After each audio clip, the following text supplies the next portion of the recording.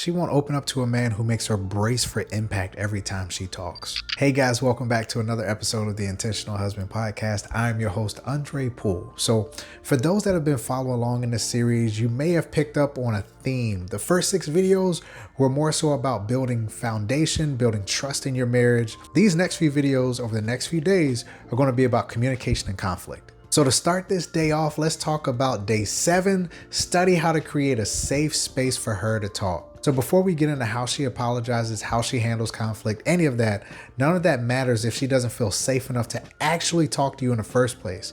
Creating that safe space has to come first. The biggest shift for me was learning to be curious instead of furious. Now, when she brings something up that stings, my first instinct used to be defense. I was very defensive, guys. King of defense, all right? I would get ready to explain myself, get ready to correct her version of things, all the things, just to defend myself. But curiosity looks different than furiosity. I would write that down. Curiosity looks different than furiosity. Being furious means I'm already defending myself or deciding she's wrong before actually understanding what she's saying. Being curious, however, means I actually want to understand what she's saying before I decide how I feel about it. Now, I remember our first marriage counseling session. The counselor started asking me questions. What was I going through? What was I doing? Why did I do what I do? All those things, right? And the way she was asking those questions, her tone, it was so welcoming. I just started pouring out everything. I started vomiting on her, all of the things, right? All of the stuff. And what I didn't know in the moment was that Christine was sitting right next to me getting big mad. All right. Now, I found out after the session that she was mad because she'd been asking me a lot of those same questions for not weeks, not months, but some of them years, honestly.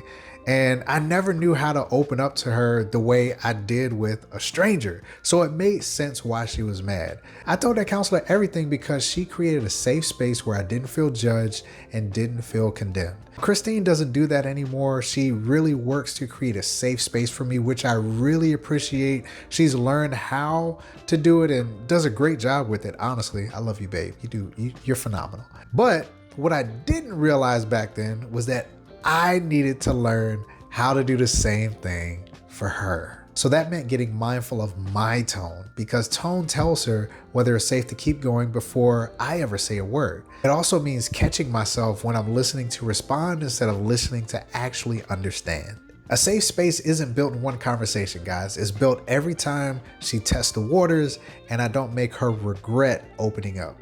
This is day 7. Study how to create a safe space for her to talk. Listen, guys, follow along for the rest of this series. Comment below what's one thing that makes it safe or unsafe for your spouse to open up. I love you guys. Peace.